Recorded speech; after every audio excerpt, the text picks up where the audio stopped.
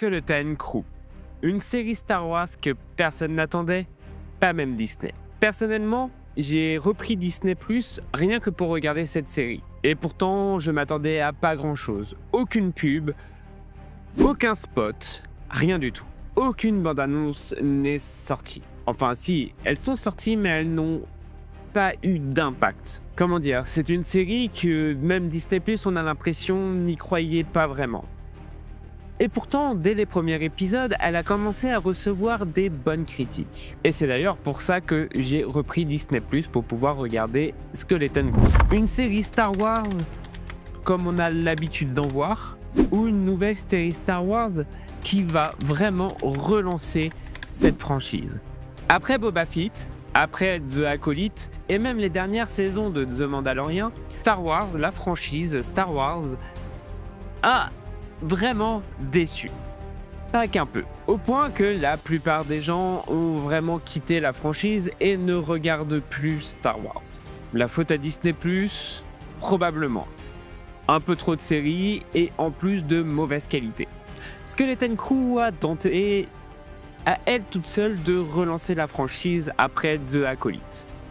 D'ailleurs, c'est peut-être pour ça qu'ils n'ont fait aucune pub, aucun spot. C'est peut-être dû au fait que The Acolyte, la série qui est sortie juste avant, a vraiment floppé. De mon côté, je l'avais apprécié, mais il faut avouer que les mauvaises critiques ont fait d'elle la série a absolument frappé et a absolument détesté. Avec Skeleton Crew, on a enfin une bonne série Star Wars avec des bonnes critiques et tout le monde est à peu près d'accord pour dire que c'est une série qui se regarde agréablement. L'univers est respecté. On a le droit aux aliens et on a le droit à des droïdes. On découvre également le monde via les yeux des enfants. L'immensité de la galaxie est extrêmement bien représentée, ainsi que la puissance de la République qui retrouve enfin son aura et le danger qu'elle peut apporter, chose qu'on n'avait pas du tout dans la dernière trilogie de Star Wars. On ne ressentait pas que la Nouvelle République était vraiment dangereuse, alors que dans cette série, on sent que les gens ont peur de cette Nouvelle République. Les pirates, dès qu'ils entendent que les X-Wing vont arriver, ou dès qu'ils entendent que la Nouvelle République est au courant de quelque chose, ils quittent tous leurs projets, ils quittent leur planète et ils s'enfuient. C'est une bonne chose. Enfin, on a une Nouvelle République qui en impose. En vrai, c'est presque dommage qu'on n'ait pas plus d'infos sur cette Nouvelle République, parce que le scénario est un scénario basique, est un scénario simple. On pourrait prendre ça comme une critique, mais au final, ça peut être une bonne chose. Un scénario simple peut être un scénario efficace. Cette série est clairement basée sur la planète au trésor. Les pirates recherchent tout simplement la planète au trésor. Comme quoi, on n'a pas besoin de faire des scénarios super compliqués pour expliquer quelque chose de simple. Là, on a affaire à un scénario super simple. Des pirates qui recherchent la planète au trésor. Derrière, on a forcément quelques péripéties, on a des enfants qui quittent cette fameuse planète, on a d'autres petites choses qui alimentent l'histoire, et heureusement. Au tout départ, quand j'ai regardé la série, quand j'ai regardé l'épilogue, je me suis dit c'est génial, on a une ambiance un peu sombre, on a une ambiance pour adultes, et puis quelques minutes plus tard, on nous balance pendant 40 minutes, 1 heure avec les 2 premiers épisodes, l'histoire d'enfants qui vont à l'école et qui ne sont pas contents, qui veulent vivre une aventure. Et j'ai commencé à regretter d'avoir pris Disney Plus à ce moment-là. J'ai commencé à regretter d'avoir regardé cette série et je me suis dit, il va falloir faire une critique vraiment sur ça sur YouTube. Mais au final, la série se prend au jeu. Au final, les enjeux grandissent avec les enfants. Les enfants prennent en maturité et la série prend en maturité petit à petit. Bon, ça reste une série familiale, mais l'ambiance prend quand même en maturité et grandit. Les enfants sont beaucoup moins naïfs et innocents et ils deviennent quand même un peu plus grands et ils se rendent compte petit à petit des dangers de l'univers au point qu'ils veulent retourner très rapidement sur leur planète At-Atin. De là, ils auront plein de péripéties avec ce super jeu d'acteur de Jude Law et heureusement qu'il est là pour supporter toute la série à lui tout seul. Cette série a vraiment un point positif, c'est qu'elle sait exactement où elle va. La saison a un début, milieu, une fin. Et chaque épisode a un début, milieu, une fin. Et chaque péripétie, contrairement à ce qu'on a pu voir sur Boba Fett, The Mandalorian et toutes les séries Star Wars, chaque péripétie va vraiment faire avancer le scénario et l'histoire principale. Au final, cette série, chaque épisode ne s'égare jamais de son objectif principal, qui est la planète au trésor. Elle possède une bonne mise en scène qui n'est pas désagréable et à aucun moment on se dit que la série est mauvaise. Les effets spéciaux sont d'ailleurs plutôt bons, plutôt acceptables. Ils ont réussi à faire avec leur budget quelque chose qui est quand même bon et beau à regarder. Ils ont su s'adapter avec les effets spéciaux et le budget qu'ils avaient. On a quand même une bonne découverte de l'univers via les yeux des enfants, qui regardent ça d'un œil nouveau, et du coup, ils nous le représentent quand même assez bien à l'écran. Nous aussi, on a l'impression de redécouvrir Star Wars et l'univers de Star Wars. Les personnages sont plutôt bien caricaturés dès le départ.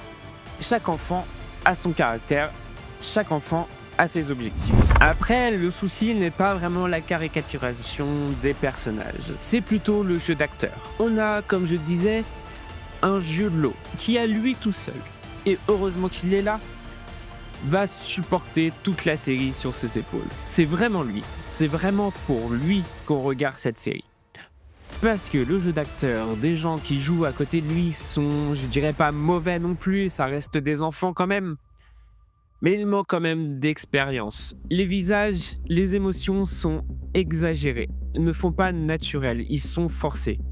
Alors en soi, c'est pas mauvais non plus. On n'est pas sur des jeux d'acteurs où quand on les regarde, ça nous sort complètement de la série, mais c'est vrai qu'il y a certaines scènes d'émotion où il manque un peu d'expérience, il manque quelque chose. Après, est-ce qu'on peut vraiment juger le jeu d'acteur d'enfant ? C'est à vous de voir. Mais bon, si seulement le problème venait du jeu d'acteur des enfants, ça serait quand même acceptable. Le problème vient également du jeu d'acteur des adultes. Les parents des enfants sont vraiment mauvais en jeu d'acteur. Heureusement pour nous, on a quand même des personnages qui sont extrêmement attachants et qui sont inoubliables pour cette série. Je parle évidemment des droïdes. Surtout le droïde qui s'allie au capitaine, qui est là dans le vaisseau pirate dès le départ de la série. C'est là que je trouve que c'est une grande réussite pour cette série. Il faut pas oublier que Star Wars en premier lieu, c'est également une série basée beaucoup sur les droïdes. On a R2D2 et C3PO pour les deux premières trilogies. On a également BD8 pour la dernière trilogie.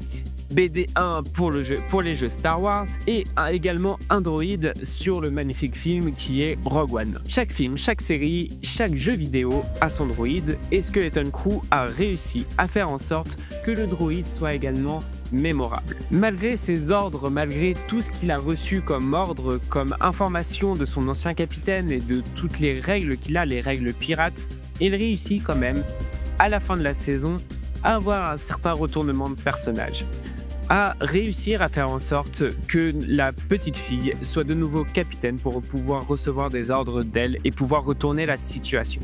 On arrive même à ressentir de l'émotion pour ce droïde et c'est pour ça pour moi que cette série est aussi une réussite. C'est vraiment l'univers Star Wars.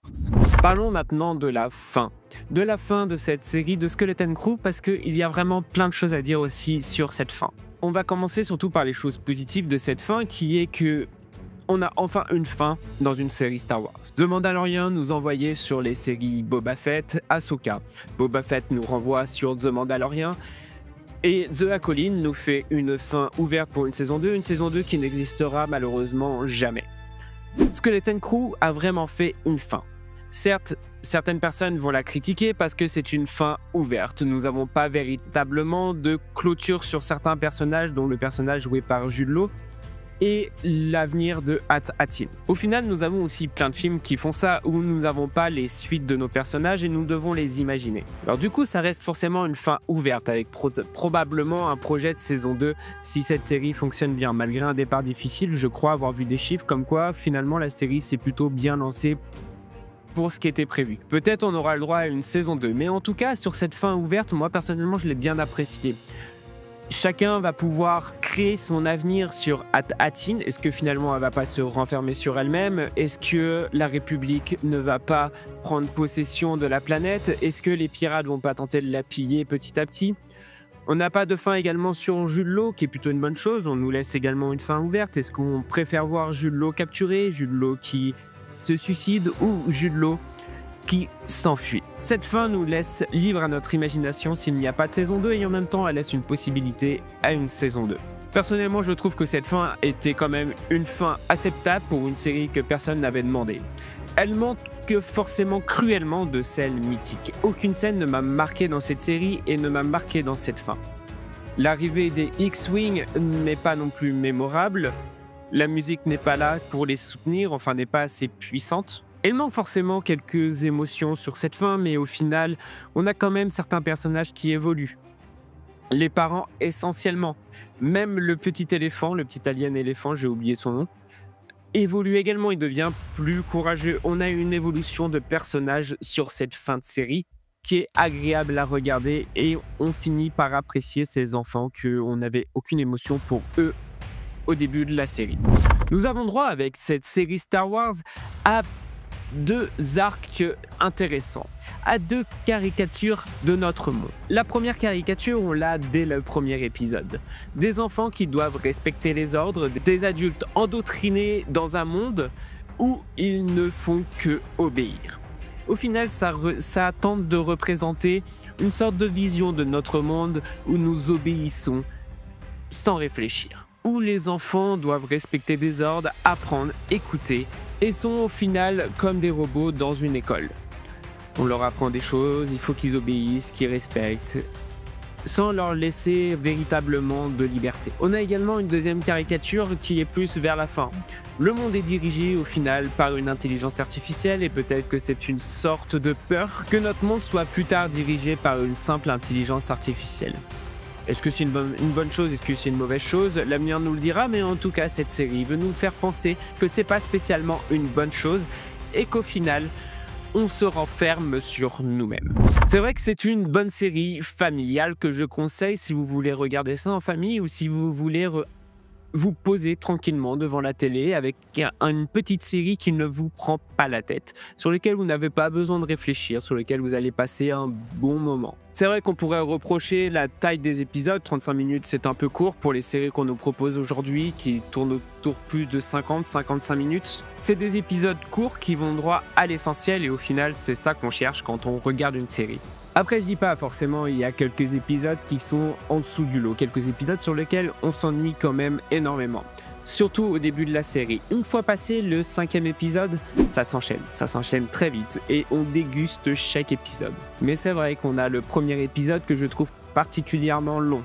On a un ou deux épisodes, je crois que c'est le 4e que je trouve long également et un autre, ça va être le 3e peut-être. La fin est quand même assez dynamique. Et les 3 derniers épisodes sont dignes d'une bonne série Star Wars. Meilleur en tout cas de ce que Disney a pu nous proposer ces derniers temps. C'est une série clairement qui pourrait redonner de la force à la licence Star Wars, qui pourrait renouer des liens avec les fans et peut-être même pour les plus jeunes enfants, essayer de nouveau à les attirer vers cet univers qui est riche et qui peut être très intéressant si elle est bien exploitée. N'oubliez pas de liker la vidéo et de vous abonner et je vous dis ciao!